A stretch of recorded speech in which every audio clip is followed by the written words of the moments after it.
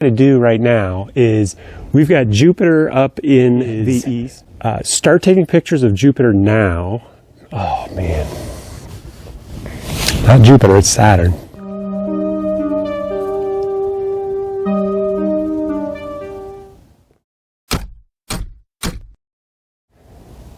Good morning, everybody. This morning I'm going to try to do something I've been wanting to do for a little bit, and that is shoot Saturn in a time lapse as it is coming up out of the horizon. It's already about 20 degrees above the horizon right now, but to shoot it as it's coming up to its high point today, which is about 45 degrees up in the air, and that'll happen in about 6 or 7 hours.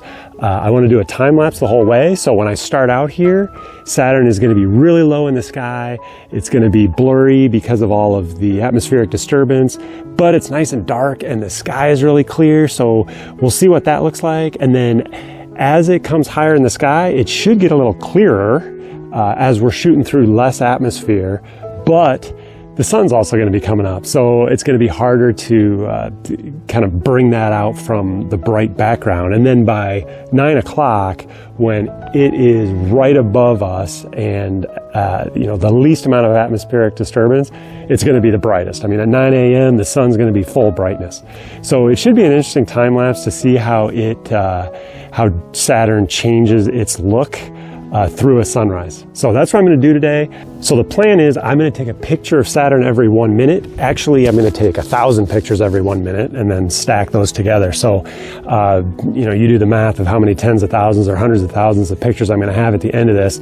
I'll put it all into a time lapse. And I'm just going to do this until the clouds come in. The clouds are supposed to come in at about 11 a.m. So, this might be an 8-hour journey. We got some wispy clouds coming through here right now, but I'm going to go ahead and get aligned and start taking pictures of Saturn. So thanks for tuning in.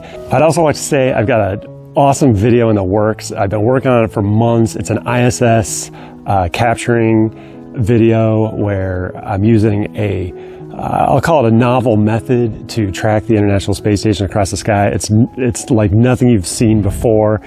So subscribe. That should be coming out in July. Waiting for another good ISS pass, which is happening in late June. So subscribe if you want to get notified of that. Hey, here's a really quick behind the scenes on how I get the telescope aligned to the sky so it can track a planet like Saturn. Really, it's just a matter of showing the scope where a few stars are, which I'm doing here so that it can get its bearings. And then I just tell it to go to Saturn and track it, and it does exactly that. Once it's on Saturn, I just focused and centered it, and I told the camera to take 1,000 pictures with a minute rest between each burst of 1,000. And then I just spend the next hours making sure Saturn doesn't get out of frame or out of focus. We've been at it for 45 minutes. You can see the sky is starting to get pretty light from the sunrise in about, 45 minutes or an hour. Got the moon up there. We can just barely see Saturn. There's no way you can see it in this shot, but just barely see Saturn. There's still a few stars visible, but it's going to get pretty bright here pretty soon. Check in, it's 5:35, and officially the sunrise was supposed to be at 5:34, but I've got a ridge back there that the sun has to come up over. We're still tracking Saturn. What you see there that it looks like it's pointed at is the moon, but the Saturn is nearby. There's no way you can see it right now. 3 hours into this, and the sun's been up for an hour and a half. As you can see, it's pretty much full on daylight right now. We're still tracking Saturn. It's getting a little bit challenging right now. It's kind of a pale white dot in the telescope, but I'm hoping that with the post-processing I'll be able to pull out some details, definitely at least be able to see the rings.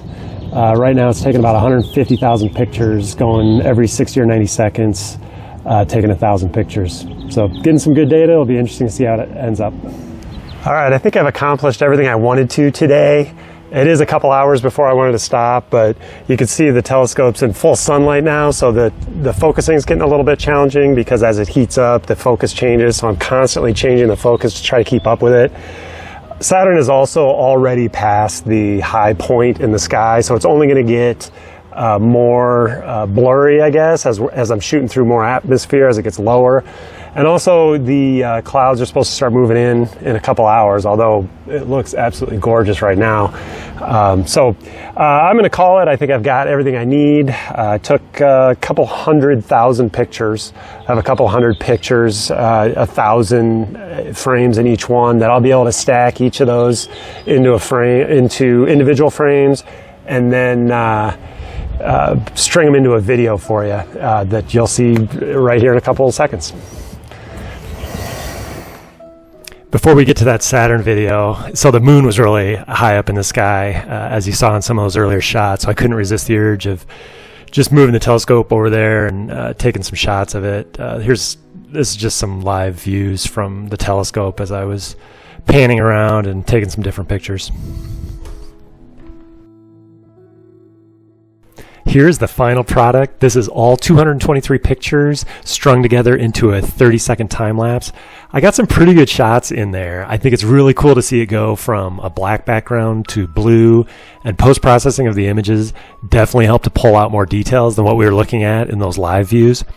I still think it's just incredible how much you can see in broad daylight if you know where to look. Thanks for sharing this journey with me. Tune in next time for more creative astronomy observations.